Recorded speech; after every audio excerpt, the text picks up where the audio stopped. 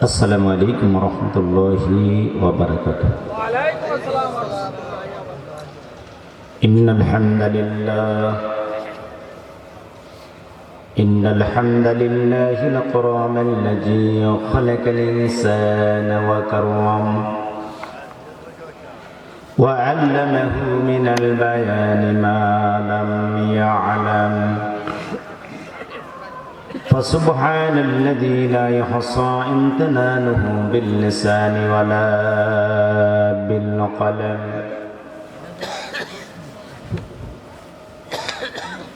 نشهد أن لا إله إلا الله وحده لا شريك له وأشهد أن سيدنا وسندنا وحبيبنا ومولانا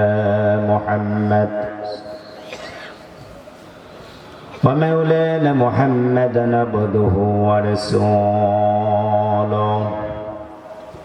الذي أرسل إلى الناس كافة بشيرا ونذيرا وداعيا إلى الله بإذنه وسراجا وقمرا منيرا فقد قال الله تعالى في كلامه المجيد وفيه فرقانه الحميد সকলি জবান খুলে পড়ুন আউযু বিল্লাহি মিনাশ শাইতানির রাজীম বিসমিল্লাহির রাহমানির রাহিম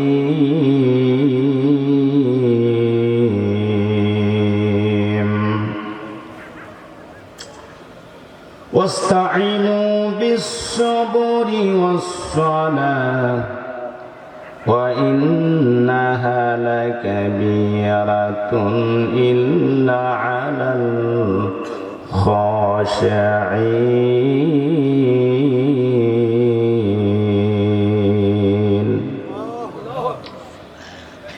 الذين يظنون أنهم ملاقو ربهم وأنهم إليه راجعون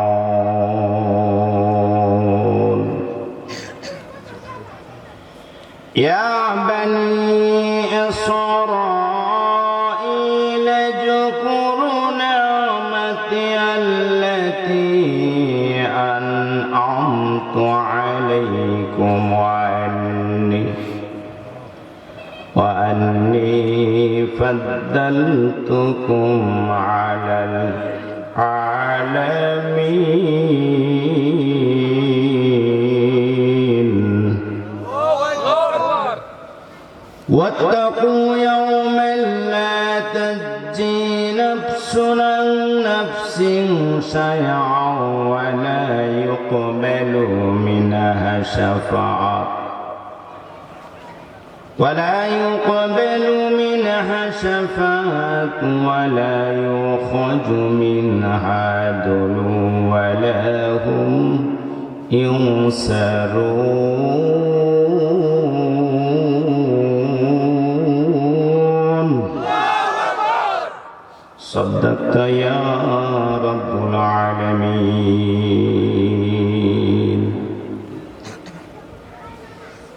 وعن ابن مسعود رضي الله تعالى عنه قال قال رسول الله সকল আওয়াজ করে পড়ুন সাল্লাল্লাহু আলাইহি ওয়াসাল্লাম লা ইয়াদখুলুন নার আহাদুন ফি কলবিহি মিসকাল হাববাতিন মিন খারদালিন মিন ঈমান ওয়ালা ইয়াদখুলুল জান্নাহ أحد في قلبه مثقال حبة من خردل من كبر رواه المسلم. وعن أنس رضي الله تعالى عنه قال قال رسول الله সকলে আওয়াজ করে পড়ুন সাল্লাল্লাহু আলাইহি ওয়াসাল্লাম من أحب لله وأبغض لله وعاطى لله ومنع لله فقد استكمل الإيمان. ورواه الترمذي. وقال تعالى في شان حبيب مصطفى إن الله وملائكته يصلون على النبي يا أيها الذين آمنوا صلوا عليه وسلموا تسليما. اللهم صل على محمد وعلى آل محمد كما صليت على إبراهيم وعلى آل إبراهيم إنك حميد مجيد. اللهم بارك على محمد وعلى آل محمد كما باركت على إبراهيم وعلى آل إبراهيم إنك حميد مجيد. কে দিল তোর মুখের হাসি, এত সুন্দর কথা কেমন করে বুঝতে পারিস আপনজনের ব্যথা। মায়ের মনে কে দিল রে জগৎ জোড়া মায়া,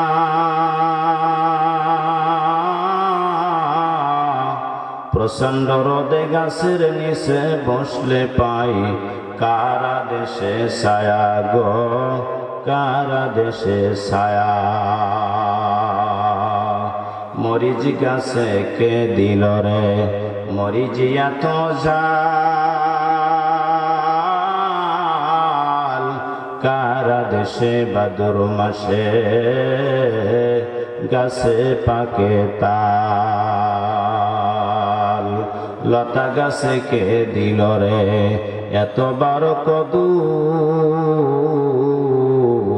কারা দেশে মৌমাছিরা মৌসাকে দেয় মধু গো, মৌসাকে দেয় মধু। মাঠ ভরা ওইকে দিল রে সবুজ শ্যামল গান, পাখির কণ্ঠে কে দিল রে মিষ্টি মধুর গান। চিন্তা করে দেখো মানুষ এসবই আমার আল্লাহ তাআলার দান। চিল্লা কর মারহাবা। আরো জোরে বলুন মারহাবা। লিল্লাহে তাকবীর, লিল্লাহে তাকবীর। আল কোরআনের আলো, কোরআন হাদিস যেখানে, গান বাজনা যেখানে, হ্যাঁ ব্যালেন্স ঠিক রেখে এলে দিলে কিন্তু করা যাবে।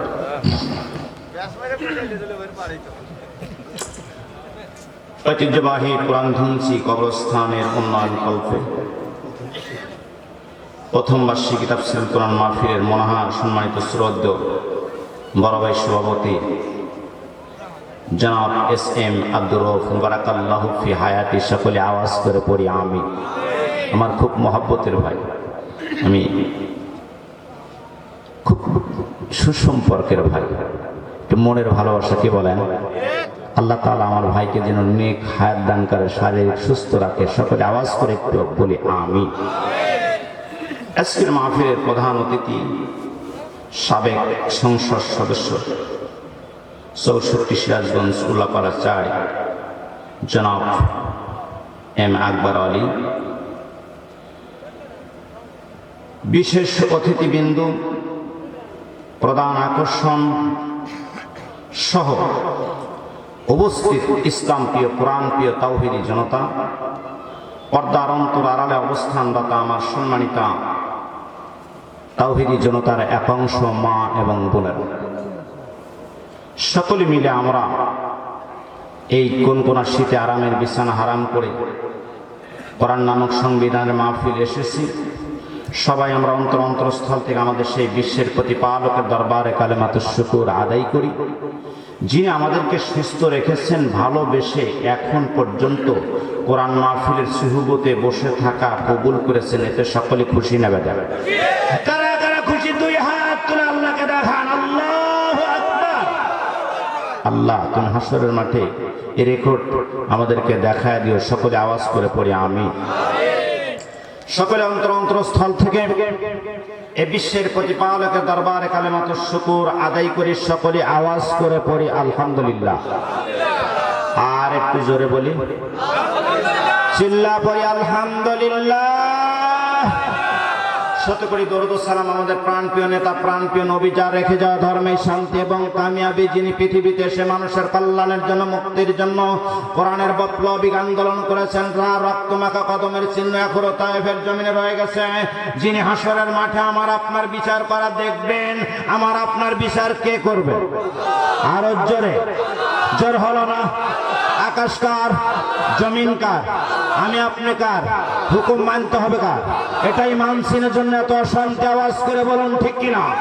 সুতরাং সেই আমাদের প্রাণপ্রিয় নেতা, যিনি হাসরের মাঠে আমার আপনার বিচার করা দেখবেন। সেদিন বিচার শেষে আল্লাহ যদি কাউকে জাহান্নামের অর্ডার দিয়ে ফেলেন, এ অর্ডার ক্যান্সেল করার মতো কোন ক্ষমতাশীল মানুষ সেদিন হাসরের মাঠে খুঁজে পাওয়া যাবে? আপনাদের এলাকায় আছে? কোথাও নাই। বড় মসুনা, ছোট মসুনা, চিল্লা করেন ঠিক কিনা? সুতরাং সেদিন আমার নবী যদি শাহাদত আঙ্গুলে ইশারা করে বলেন, আল্লাহ তুমি যাকে জাহান্নামের অর্ডার দিয়েছো তোমার অর্ডার সত্য, কিন্তু যতদিন লোকটা দুনিয়ায় বেঁচে ছিল, আমি নবীর দল করে বেঁচে ছিল, আল্লাহ বলবেন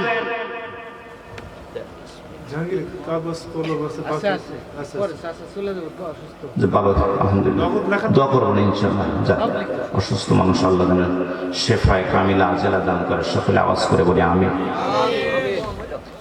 সেদিন আমার নবী আপনার আমার সুপারিশে কান্ডারি হবে। আওয়াজ করে বলুন ঠিক কিনা? আমরা পৃথিবীতে অনেক নৌকার মাঝি বানাই ফেলাচ্ছি। কি বলেন? বানাই নেই? ওহে লাল সাদ নৌকার মাঝি আমাই করিও পার, আছে না? আমি অদম গুনাহগার বান্দা, হেলাল কেমনে হবরে পার। ওহে লাল সাদ নৌকার মাঝি আমাই করিও পার, আছে কি নাই? এগুলার খবর থাকবে? আওয়াজ করে বলেন। সেদিন আমার নবী যদি শাহাদত আঙ্গুলে ইশারা করে বলে, আল্লাহ তুমি যাকে জাহান্নামের অর্ডার দিয়েছো তোমার অর্ডার সত্য, কিন্তু যতদিন লোকটা দুনিয়ায় বেঁচে ছিল, আমি নবীর দল করে বেঁচে ছিল, আল্লাহ বলবেন আপনার ইজ্জতের খাতিরে অর্ডার ক্যান্সেল করলাম, বেহেশতে নিয়ে যান। আর জোরে কোন?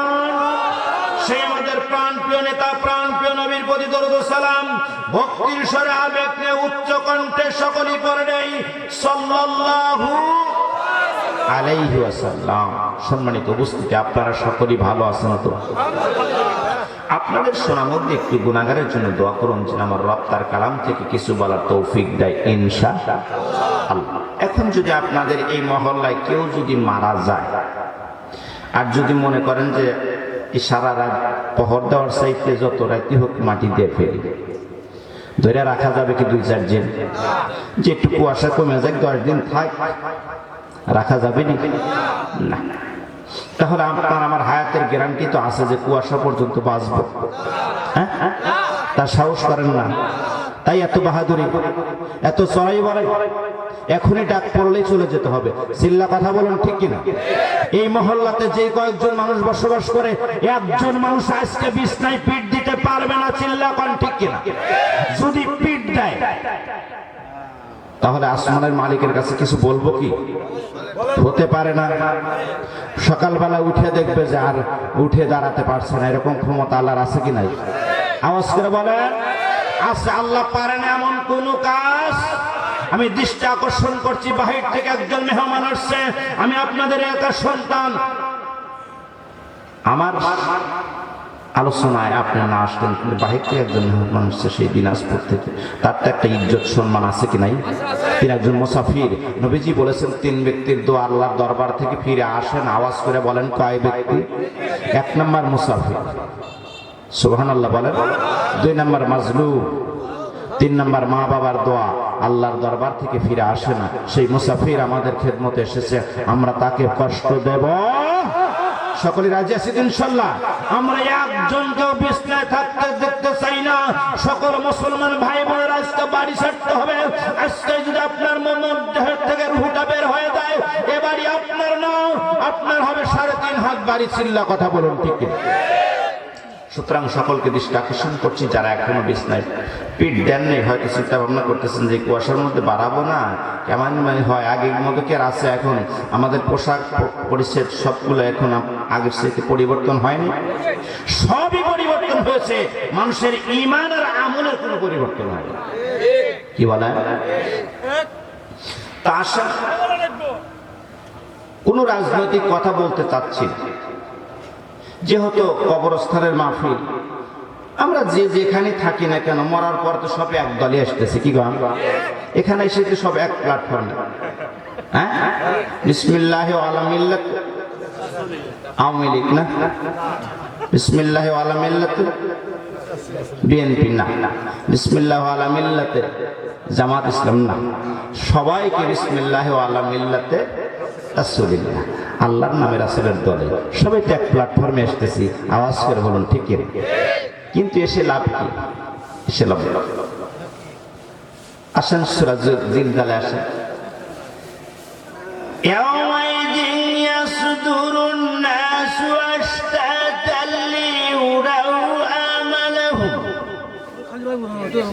আল্লাহ বলছেন সেদিন মানুষ সপরিবারের জন্য 5,000 টাকা। আলহামদুলিল্লাহ, আলহামদুলিল্লাহ, আপনি চলে যাবেন। আচ্ছা, আস্থা ইনশাল্লাহ, ইনশাল্লাহ, উনি আমার মহব্বতের মানুষ। তাহলে হাসরের মাঠটা দেখেন আবার কি হচ্ছে।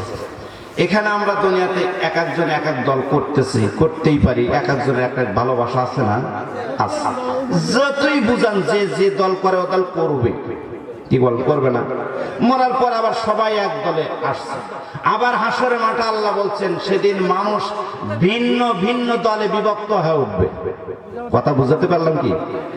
ভিন্ন ভিন্ন দলে বিভক্ত হয়ে উঠবে, যেন তাদের আমল নামাগুলো পৌঁছায় দেওয়া যায়। সুবহানাল্লাহ বলে, আরো জোরে বলেন সুবহানাল্লাহ। এখন আমরা দুনিয়াতে একটা, কবরে একটা, হাসরের মাঠে আবার ভিন্ন ভিন্ন, কিচ্ছু করার নেই। মান তাসাব্বা বিকাউমিন ফাহুয়া মিনহুম। নবীজি বলেন যে যে দল করবে দুনিয়াতে, আখিরাতে তার সাথে তার হাসর নাসর হবে, কিচ্ছু করার নেই। সম্মানিত উপস্থিতি, এই জন্য আমরা দল মত নির্বিশেষে সকলেই কোরআনের দল করব ইনশাআল্লাহ। আরো জোরে বলেন ইনশাআল্লাহ। এবার সম্মানিত মুসলমান ভাইরা, আমরা কোরআন মানি কিন্তু কোরআন বুঝি। কি বলেন, এরকম আছে না? আমরা ইসলাম মানি কিন্তু ইসলাম বুঝি না। বোঝা আর মানা কি এক জিনিস? আপনি সপ্তাহের একদিন জুমার নামাজে শরীক হইলেন, কেন হইলেন?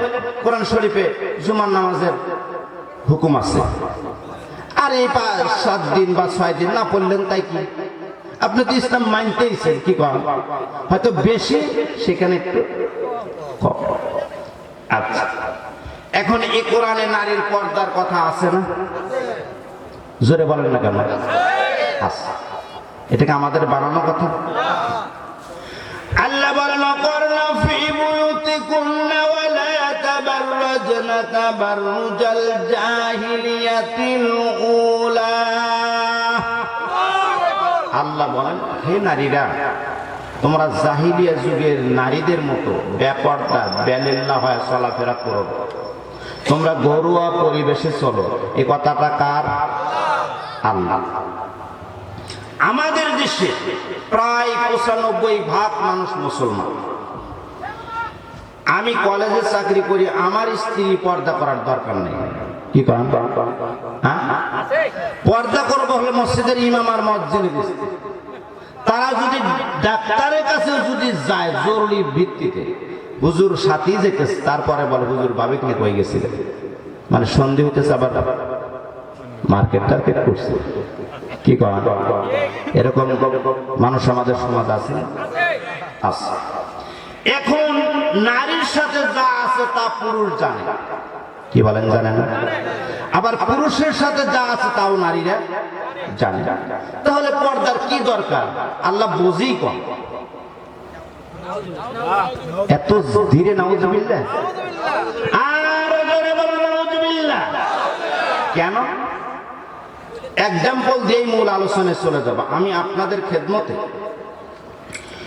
কোরআন শরীফের 2 নাম্বার সূরা 1 নাম্বার পারা একবার নিকটবর্তী সূরার নাম সূরা আল বাকারা। বাকারা শব্দের অর্থ কি? গাবি। গাবির আরেকটা নাম আছে কিন্তু গরু। কি বলেন, গরু আর গাবি কি এক জিনিস? একই জিনিস, যেই লাই সেই বধূ। কি হয়, কিন্তু প্রচলিত ভাষা হলো গরু আর বাকারা, কোরআনের ভাষা হলো বাকারা। সুবহানাল্লাহ বলো। এখন গাবি আর গরু একই জিনিস, কিন্তু ওই নামটা খালি ভিন্ন। আমরা অনেক সময় কিন্তু লোক সমাজে মানুষকেই বলি যে কি গরু মার্কালো, গরুর মতো কাজ কাম। আমরা কিন্তু বলি না যে গাবি মার্কালো। কাই কি বলি? কারণ এটা একটা অভিশাপ, মানুষকে মানে ছোট করার জন্য একটা অভিশপ্ত কথা মানুষ বলে থাকে। জোরে করেন, বলে না? সেই গরু মার্কা সূরা থেকে 44, 45, 46, 47 এই 4টা আয়াত পড়েছি। কয়টা আয়াত পড়েছি? হয়তো বা সময় হবে না, কিন্তু 4টা আয়াতের সরল অনুবাদ আপাতত আপনাদের শোনাবো ইনশাআল্লাহ। আরো জোরে বলেন ইনশাআল্লাহ। রাসূলের মুখ নিঃসৃত বাণী হাদিস থেকে 2টা হাদিস পড়েছি, একটা মুসলিমের, একটা হলো তিরমিজির। এই 2টা হাদিসকে সামনে রেখে, এই 4টা আয়াতকে সামনে রেখে সীমিত সময়, যেহেতু প্রচন্ড আবহাওয়া আমাদের প্রতিকূলে, সেই ক্ষেত্রে আমি সীমিত সময় আপনাদের খেদমতে কিছু আলোচনা করার চেষ্টা করব ইনশাআল্লাহ। এবার আসেন, আপনি রাস্তার ধারে একটা পছন্দের জায়গাতে মাটি ভরাট করেছেন, সেখানে কিছু গাছ লাগাচ্ছেন, তার মধ্যে একটা সবরি কলার পোয়াও লাগাইলেন। এরকম লাগায় না মানুষ? লাগাইলেন। কিন্তু ভরাট মাটিতে কিন্তু কলার বকের চেহারা ভালো হয়, কি বলেন, হয় না?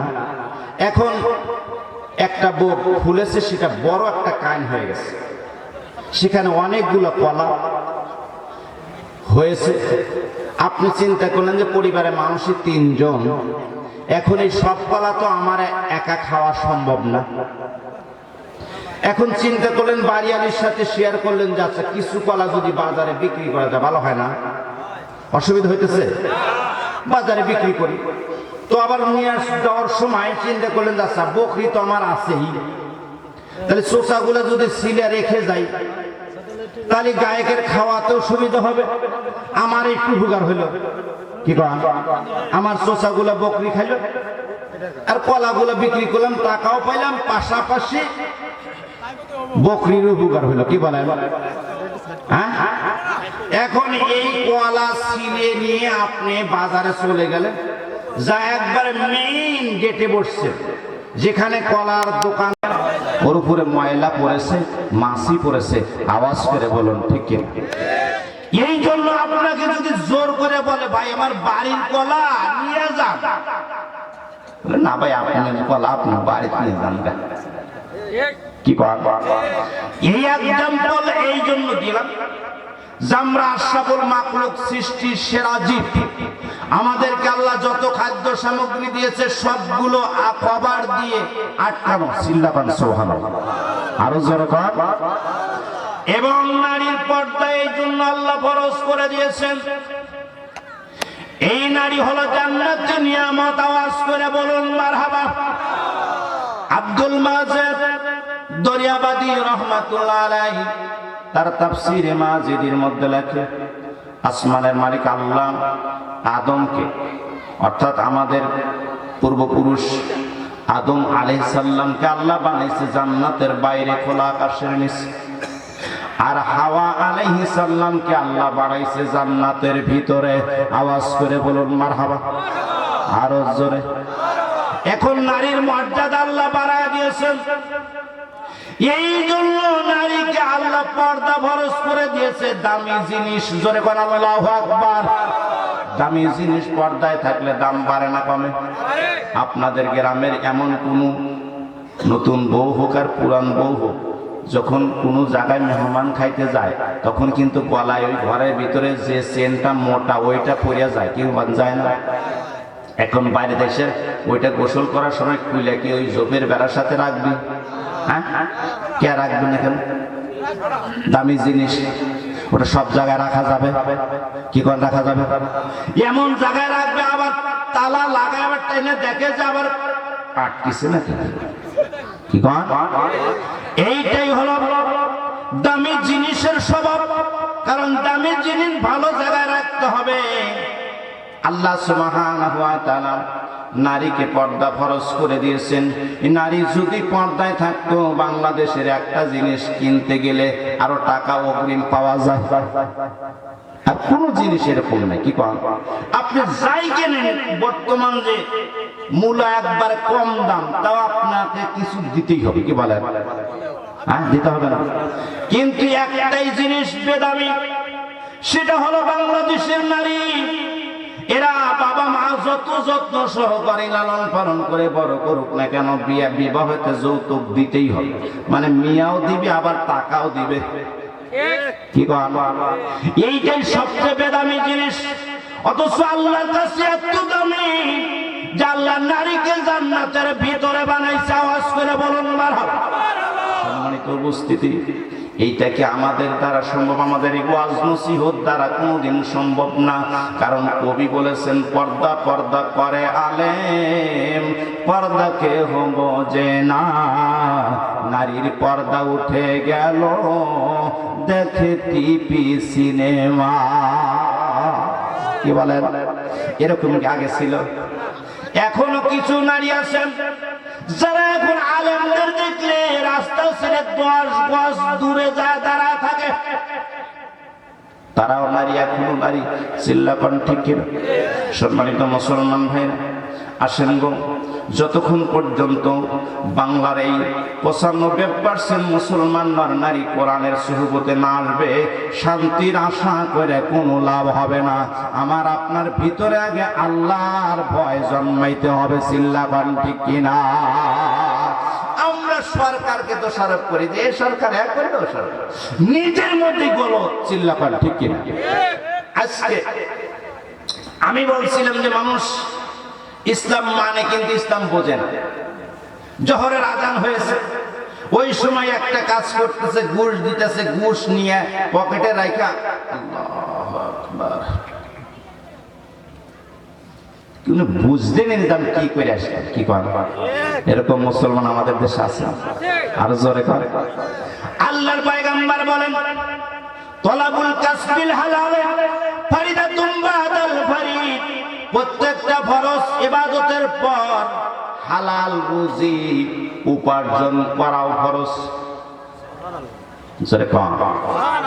আজকে আমরা হালাল রুজি বুঝি না, হারাম বুঝি না। হালাল হারাম সব এক জায়গায় জগা খিচুড়ি করে বসছি, আর তাহাজ্জুদ পড়ে পড়ে 2 চোখের পানি দিয়া বুক ভিজায় দিচ্ছি। আল্লাহ কয়, রব্বানা জালামনা, আমি শুনলাম না, কারণ তোমার ভিতরে হালাল উপার্জন নাই। চিল্লাপান ঠিক কিনা? মুসলমান ভাইরা আমার, এই জন্য আল্লাহ তাআলা সূরা হজের ভিতরে বলেছেন, আল্লাযীনা ইম্মাক্কানাহুম ফিল আরদ আকামুস সালাতা ওয়া আতুজ যাকাত ওয়া আমরু বিল মারুফি ওয়া নাহাউ আনিল মুনকার। আল্লাহ বলেন, যাদেরকে আমি দেশের রাজত্ব দান করি, ক্ষমতা দিয়ে দেই, তাদের 4টা দায়িত্ব। আওয়াজ করে বলা যাবে কি কয়টা? কথা কার? সূরা হজের ভিতরে আল্লাহ বলছেন, আল্লাযীনা ইম্মাক্কানাহুম ফিল আরদ, আমি আল্লাহ যাদেরকে জমিনের রাজত্ব দান করি, তাদের 4টা দায়িত্ব। আওয়াজ করে বলা যাবে কি কয়টা? 1 নাম্বার, আকিমুস সালাত, নিজে নামাজ পড়বে, জনগণকে নামাজ পড়ার কর্মসূচি দেবে। কার কথা? কথা বুঝতেছেন কি? নাম্বার 2, নিজে যাকাত দেবে, জনগণকে যাকাত প্রদানের কর্মসূচি দেবে। আকিমুস সালাত, যেখানে আকিমুত ওয়াতু যাকাত সেখানে, যেখানে নামাজের কথা সেখানেই যাকাতের কথা। কে বলছেন? আরো জোরে। এখন নামাজ আমাদের দেশে আছে টুকটাক, দুনিয়ার সব কাজ ঠিকঠাক, নামাজ টুকটাক। কি বলেন, আছে কি নেই? এখন আল্লাহ বলেন তারা নিজেরা নামাজ পড়বে, জনগণকে নামাজ পড়ার কর্মসূচি দেবে। 2 নম্বর নিজে যাকাত দেবে, জনগণকে যাকাত প্রদানের কর্মসূচি দেবে। 3 নম্বর নিজের সৎ কাজ করবে, ভালো কাজ করবে, জনগণকে ভালো কাজ করার কর্মসূচি দেবে। নাম্বার 4 নিজে খারাপ কাজ করবে না, জনগণকে খারাপ কাজের বাধা প্রদান করবে। কথাটা কার? আরো জোরে। সম্মানিত মুসলমান ভাইরা, এগুলো আমাদের মধ্যে নেই, যার কারণে এদেশে অশান্তি। চিল্লা কথা বলেন ঠিক কিনা? সামনে যে শান্তি হবে তা আল্লাহই ভালো জানে। এবার মুসলমান ভাইরা আমার সম্মানিত মায়েরা বোনেরা, একটু দিলের কান লাগায় শোনেন। কবর জায়গা ভালো নয়, কবর জায়গা ভালো নয়। ওই কবর সাজাতে হবে কোরআন দিয়ে ভাই, ওই কবর সাজাতে হবে নামাজ দিয়ে ভাই। কবর জায়গা ভালো নয়, কবর জায়গা ভালো নয়। চিল্লা পান ঠিক কিনা? কবর পথের যাত্রী তুমি, ওই দিন থাকবা দুনিয়ায়। আজরাইল তো তোমার পিছে ঘুরছে সর্বদা। কবর যে এক কঠিন মাকাম, পড়বে ধরা পাপী তামাম। সলসুতারি করার মতন জায়গা সে তো নয়। আজরাইল তো তোমার পিছে ঘুরছে সর্বদা। কবরেতে যাওয়ার পরে ধনী গরিবে সবার তরে, নিষ্ঠুর নির্দয় হইবে সেজন যদি আমল নাহি পায়। আজরাইল তো তোমার পিছে ঘুরছে সর্বদা। এখানে সলসতারি চলবে। দুনিয়াতে একটা যে জায়গা থেকে বাঁচার জন্য হাসামিছে যা খুশি বললেন, যে কোনো উপায়ে পার হইলেন, কিন্তু কবরে সলসুতারি করার কোনো উপায় আছে? আপনাদের সাহস আছে যেখানে উঠে পার হয়ে যায়? সম্মানিত মুসলমান ভাইরা, এবার আসেন মূল আলোচনায় চলে আসি। সকলে আমার সাথে সাথে আওয়াজ করে পড়ুন, বিসমিল্লাহির রহমানির রহিম।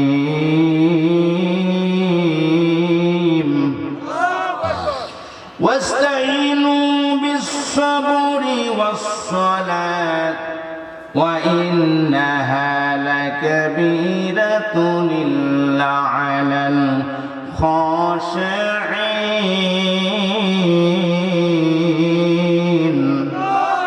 আল্লাহ বলেন তোমরা সাহায্য প্রার্থনা করো ধৈর্য এবং নামাজের মাধ্যমে। কার কথা?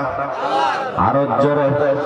তাহলে সাহায্য প্রার্থনা করতে হবে ধৈর্য এবং নামাজের মাধ্যমে। নামাজের মধ্যে ধৈর্যের দরকার আছে। আমরা নামাজ পড়ে, আমাদের নামাজে কি ধৈর্য আছে? ও আল্লাহ, ফরজ পড়ার সাথে সাথে আর সুন্নতের কোন গোলামি আছে কি? আপনাদের সমাজের খবর জানি না, ফরজ সালাত শেষ, পিছনে তাকায় দেখে 2-3 দিন বসে আছে, পাগলের মতো আসার গেছে, আছে না? অথচ আল্লাহ বলছেন আতিউল্লাহ আতিউর রাসূল, তোমরা আমার ইত্তেবা করো, আমার নবীর ইত্তেবা করো, লাল্লাকুম তুরহামুন, যেন তোমরা করুণা পেতে পারো। যেরকম আল্লাহু আকবার। তাহলে আল্লাহর পরে রাসূলের ইত্তেবা করা দরকার আছে কি নাই? আরো জোরে বলেন। মুসলমান ভাইরা আমার, আল্লাহ বলেন তোমরা সাহায্য প্রার্থনা করো ধৈর্য এবং নামাজের মাধ্যমে। নিশ্চয় নামাজ একটি কঠিন কাজ, কিন্তু আল্লাহ বলছেন আমার মনোনীত বান্দা বান্দির জন্য কঠিন না। আওয়াজ করে বলুন আল্লাহু আকবার। এখন মনোনীত বান্দা কারা? আজকে কোন শীত, সবাই কিন্তু আমরা চিন্তা ভাবনা করতেছি এত শীতে ঠান্ডা পানিতে ওযু করে মসজিদে যাওয়া কঠিন, তাই গ্যাস লাগবে না। কি বলে এরকম মুসলমান আছে না? কিন্তু যারা অরিজিনাল মানুষ, অরিজিনাল নামাজি আল্লাহওয়ালা, তারা যত শীতই হোক না কেন তাদের কিন্তু ঠেকান যায় না। চিল্লা পান ঠিক কিনা? এগুলো হলো পরীক্ষা। আল্লাহ বলেন তোমরা সাহায্য প্রার্থনা করো ধৈর্য এবং নামাজের মাধ্যমে। নিশ্চয় নামাজ একটা কঠিন কাজ, কিন্তু আমার মনোনীত বান্দা বান্দির জন্য কঠিন না। আওয়াজ করে বলা যাবে কি আল্লাহু আকবার? এখন মনোনীত বান্দা বান্দি হতে হবে। আপনি আমি এই দুনিয়ার ভিতরে মুসলমানের ঘরে জন্ম নিয়ে খুশি হয়ে গেছে, আমরা মুসলমান, আমরা মুসলমানই করেছি। আর প্রতিনিয়ত জুমার খুতবা তো আমরা শুনি, ইয়া আইয়ুহাল্লাযীনা আমানুত্তাকুল্লাহ হাক্কা তুকাতিহি ওয়া লা তামুতুন্না ইল্লা ওয়া আনতুম মুসলিমুন। আল্লাহ বলছেন, হে ইমানদারগণ আমাকে ভয় করো, ভয় করার মতো ভয় করো। আর ইসলাম ব্যতীত মুসলমান না হয় তোমরা মৃত্যুবরণ করিও না। আমরা খুশি হয়ে যাই, আমরা তো মুসলমানই করেছি, টাকা কত খরচ করেছি, বক্সে বাজাইছি, অনুষ্ঠান করেছি, মুসলমান হয়েছে। আসলে মুসলমানের অর্থই মুসলমান জানে না। চিল্লা পান ঠিক কিনা? মুসলমান শব্দের অর্থ হলো আত্মসমর্পণ করা। কি করা? আল্লাহ বলছেন তুমি আত্মসমর্পণকারী না হয় মৃত্যুবরণ করিও না। কার কাছে আত্মসমর্পণ করবেন?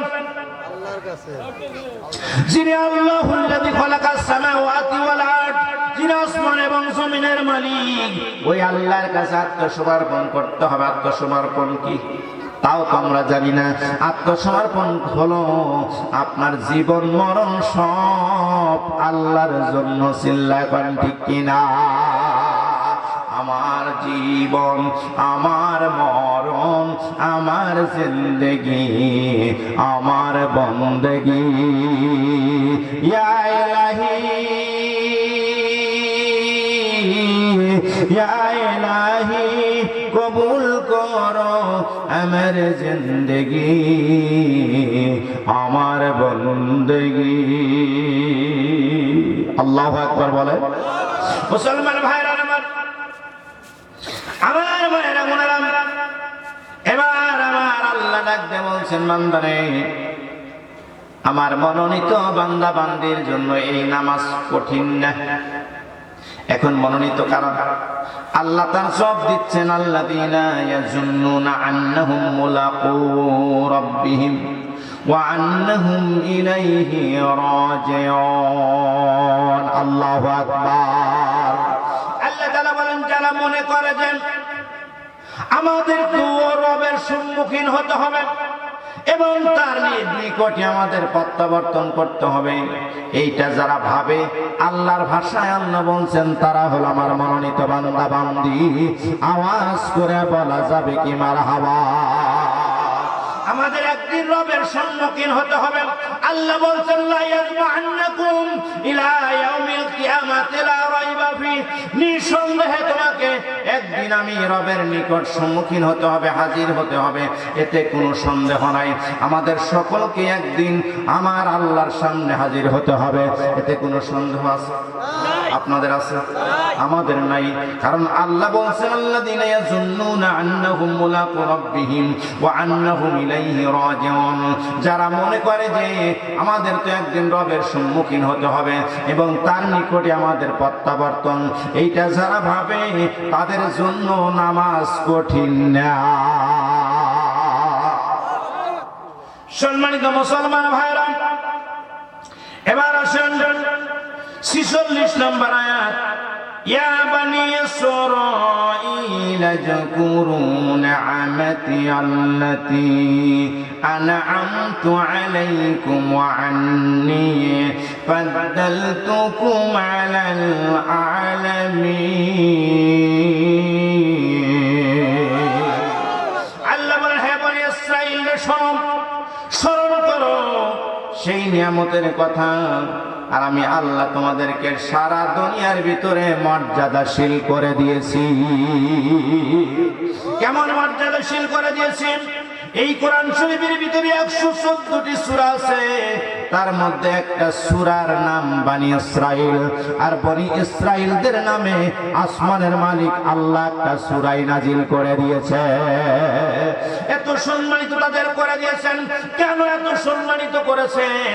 আপনারা ফেরাউনের নাম শুনছেন, জোরে করে শুনেন নাই? শুনছেন। আল্লাহ বলছেন ইজহাব ইলা ফিরাউনা ইন্নাহু তাগা। ফেরাউন সীমা লঙ্ঘন করেছে। সীমা লঙ্ঘনের কিন্তু একটা সীমানা আছে, চিল্লা পান ঠিক কিনা? সীমা লঙ্ঘন করেছে। কি অপরাধ করেছে ফেরাউন? আল্লাহ এই ঘোষণা কেন দিলেন যে ফেরাউন সীমা লঙ্ঘন করেছে? আর সীমা লঙ্ঘনের সীমানা আছে। আমি আপনি মুসলমান এখান থেকে শিক্ষা নিতে হবে। মুসলমান ভাইরা আমার, আল্লাহ সূরা হাশরের ভিতরে বলেছে ওয়ালা তাকুনু কাল্লাযীনা নাসুল্লাহ ফাআনসাহুম আনফুসাহুম উলাইকা হুমুল ফাসিকুন। আল্লাহ বলেন তোমরা তাদের মতো হও না যারা আমি আল্লাহকে ভুলে গিয়েছিল। আমি আল্লাহও তাদেরকে ভুলে গিয়েছিলাম, তারা ক্ষতির মধ্যে পড়েছে। তাদের মতো হওয়া যাবে না যারা আল্লাহকে ভুলে গিয়েছিল, চিল্লাপান ঠিক কিনা? মুসলমান ভাইরা আমার, একটা ঘটনা আমার মা বোনদের খিদমতে বলি। আমার সম্মানিত মায়েরা বোনেরা, একটু দিলের কান লাগান। আল্লাহর পয়গম্বর মুহাম্মদ রাসূলুল্লাহ সাল্লাল্লাহু আলাইহি সাল্লাম যেই সবচেয়ে তার জন্য বড় মুজিজা হলো তাকে আল্লাহ রাব্বুল আলামিন মেরাজ করাইছিলেন। কি করাইছিলেন? মেরাজ। এই বনি ইসরাইল এই সূরার শুরুতে আল্লাহ বলেন সুবহানাল্লাযী আসরা বিআবদিহি লাইলাম মিনাল মাসজিদিল হারাম ইলাল মাসজিদিল আকসা। সিল্লাকান আল্লাহু আকবার। নবীজির মিরাজের কথাটা এই সূরা বনি ইসরাইলে আল্লাহ শুরু করেছে। আওয়াজ করে বলুন মারহাবা। বাইতুল্লাহ থেকে বাইতুল মুকাদ্দাস যাচ্ছেন বুরাকে চড়ে। মাঝপথে নবীজির নাকে এমন একটা সুঘ্রাণ আসলো যেটা কোনো ফুলের সুঘ্রাণ নয়, কোনো আতরের সুঘ্রাণ নয়। নবীজি বুরাকের ভিতরে বসে আছে, পাশে হযরতে জিবরাইল বসা। নবীজি বলেন ইয়া আখি জিবরাইল, হে জিবরাইল, এই মুহূর্তে আমার নাকে একটা ঘ্রাণ আসলো যেটা কোনো ফুলের ঘ্রাণ না, কোনো আতরের ঘ্রাণ না। এটা কোথা থেকে কিভাবে আসলো? হযরতে জিবরাইল বলেন ইয়া রাসূলুল্লাহ, ইয়া হাবিবাল্লাহ, এটা বনি ইসরাইল বংশের একটা মেয়ে এবং দুইটা সন্তানের কবর থেকে আসতেছে। আরো জোরে। আমার ভাইরা, আমার সম্মানিত মায়েরা বোনেরা, এর নাম হলো আত্মসমর্পণ। আমরা তো আত্মসমর্পণ বুঝি না। ফেরাউন যখন খোদাই দাবি করলো, খোদাই দাবি করার পর সংসদে বসে ঘোষণা দিল আনা রব্বুকুমুল আলা, আমি তোমাদের বড় খোদা। বড় খোদা যদি তুমি হও তাহলে ছোট অথবা মেজো একটা আছে কি বল? তুমি যদি বড় হও। ঘোষণা দেওয়ার সাথে সাথে কিপ্তি বংশের মানুষগুলো সুবিধাবাদী ছিল, তারা ফেরাউনকে খোদা মেনে নিল, কারণ সকল সুবিধা তারা ভোগ করবে। এরকম মানুষ আমাদের দেশে আছে না? সুবিধাবাদী মুসলমান। মুসলমান দুই প্রকার, এক নাম্বার প্রকৃত মুসলমান, দুই নাম্বার মুনাফিক মুসলমান। এই দুই শ্রেণীর মুসলমান ছিল নবীজির সময়। আর আমাদের বাংলাদেশে আর এক প্রকার বাইরে তিন প্রকার হয়েছে। প্রকৃত মুসলমান আছে, মুনাফিকও আছে, আবার সুবিধাবাদী আছে না? সব দলের সাথে মিশে যেই দল ক্ষমতায় আসে আস্তে আস্তে তাদের সাথে মিশে সব ভোগ করে। একটু জোরে করাছে। মুসলমান ভাইরা আমার, এই কিপ্তি বংশের মানুষগুলো সুবিধাবাদী। তারা ফেরাউনের সকল সুবিধা পাওয়ার আশায় সবাই মিলা খোদা মেনে নিল। আল্লাহ পাক খোদা মানার স্বাদ মিটাইতেছি রস। একদিন দেখাবো, সুবহানাল্লাহ বলো। কয়দিন? সবাই ঘুমাইছে, সকালবেলা উঠে দেখে যে কলসিতে পানি না, কি বলেও নেই, কুফেও নেই, এ দ্বারাও নেই, কিছু পানি না। উপায়? এ পানি কার নিয়ামত? এ হারে সোনার মুসলমান ভাইরা, আল্লাহ নিয়ামত হাজার হাজার, তার মধ্যে সামান্য একটা নিয়ামত প্রতিদিন সূর্য পূর্ব আকাশে ওঠে, পশ্চিম আকাশে অস্তমিত হয়। এভাবে 2 মাস না উঠলে আমরা ভালো থাকবো না, একটা ফসল হবে। আল্লাহ বলেন সাখারা লাকুমুশ শামসা ওয়াল কামার দাইমাই, চন্দ্র এবং সূর্য তোমাদের কল্যাণের জন্য নিয়োজিত করেছি। আল্লাহু আকবার। কত বড় নিয়ামত, প্রতিনিয়ত ওঠে, কোনোদিন বিল দেওয়া লাগে না।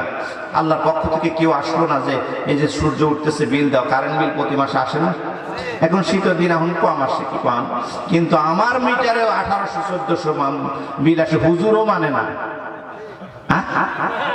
মুসলমান ভাইরা, আর প্রতিনিয়ত সূর্য উঠছে, সেই সূর্যের তাপ না পাইলে জমিনের কোনো ফসল হবে না। যেই সূর্যের তাপের ভিতরে আসমানের মালিক আল্লাহ ভিটামিন ডি দিয়েছে, যা ছাড়া কোনো মাখলুকও বাঁচবে না, কোনো ফসলও হবে না। মুসলমান ভাইরা আমার, এই পৃথিবীর সমস্ত জলাশয়ের পানিগুলো নোংরা, অপবিত্র কিছু পরে থাকতে পারে, মানুষ আশরাফুল মাখলুক, এটা খাওয়া যাবে না। তাই তো আসমানের মালিক এই জমিনের নিচে কিছু পানি আমাদের জন্য রিজার্ভ করে রেখেছে। যেই পানিগুলো এত স্বচ্ছ, এত ভালো, সুন্দর, আমরা যখনই পান করি তখনই স্বাদ লাগে। কোনদিন একজন মানুষ অভিযোগ করলো না পানিতে লবণ হয় নাই। যত খাওয়া যায় ততই ভালো লাগে। আওয়াজ করে বলুন ঠিক কিনা? মুসলমান ভাইরা আমার, আসমানের মালিক কত মহব্বত, কত ভালো আমাদের বাসে। এবার ফেরাউনের জাতির কিপ্তি বংশের মানুষগুলো সকালবেলা উঠে দেখে কোনো পানি নাই। উপায় কি? পানি ছাড়া চলবে? আমাদের জীবনে কত বালতি পানি আপনি খাইছেন, কত লিটার খাইছেন, আর কত লিটার দিয়ে গোসল করছেন? আল্লাহ যদি হিসাব চায় আমরা সব দিতে পারবো। আপনারা পারবেন কি? আমি পারবো। এই জন্য পয়গম্বর নবী সম্রাট বলেছেন, হাসরের মাঠে আল্লাহ যদি কারোর কাছ থেকে বিচার করার সময় যদি হিসাব নেয়, কেউ বেহেশতে যেতে পারবে না। হযরত আয়েশা বলেন, ইয়া রাসূলুল্লাহ আপনি? বলে আমিও না। সুবহানাল্লাহ, সুবহানাল্লাহ। নবীও পারবে না, আর আমরা তো অটো পাস দিলেও ফেলবে। কি বলে? অটো পাস ছিল না আমাদের দেশে? অটো পাস দিলেও আমরা ফেলবো।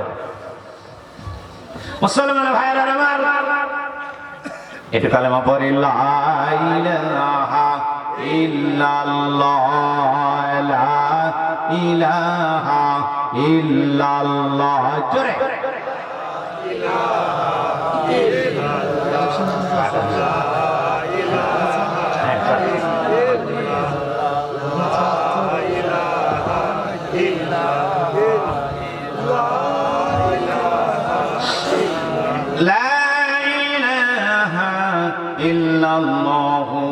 মুহাম্মাদুর রাসূলুল্লাহ সাল্লাল্লাহু আলাইহি ওয়াসাল্লাম। আপনাদের কষ্ট হইতেছে? আর একটু আগাবো। এবার জাতির মানুষ যায় বলে, আপনাকে নতুন নতুন খোদা মানলাম, আর আমাদের পানি নাই, উপায় কি? এখন পানির ব্যবস্থা করেন। চোখ বড় বড় হয়ে গেছে। পানির ক্ষমতা তো ফেরাউনের হাতে। যেরকম আছে নাই, সব পানি শেষ। ওই নীল নদের পানিও শুকিয়ে গেছে। এখন কোন দিক যাব? ফেরাউন কালের সময় দাও, একটু ধৈর্য দরকার, একটা দিন একটু কষ্ট করো। নাউযুবিল্লাহ, একটা দিন একটু কষ্ট। রাতের অন্ধকারে বাড়ি ছাড়ছেন, 3 মাইল দূরে গিয়ে একটা গর্তের ভিতরে পাও দিছে উপর দিকে, আর মাথা দিছে নিচের দিকে, দিয়ে বলে আল্লাহ আমি আল্লাহ নয়, তুমি আল্লাহ। আরো জোরে, আমি কিছুই পারবো না তোমাকে ছাড়া, কিন্তু আমার ইজ্জতটা একটু দুনিয়াতে বাঁচাও, পরকালে কিছুই চাই না। আস্তাগফিরুল্লাহ, আমরা পরকালে চাই না। আল্লাহ বলেন, মান কানা ইউরিদুল হায়াতাদ দুনিয়া ওয়া জিনাতাহা নুওয়াফি ইলাইহিম আমালাহুম ফিহা ওয়া হুম ফিহা লা ইবখাসুন। যারা পার্থিব জীবন ও তার শোভা কামনা করে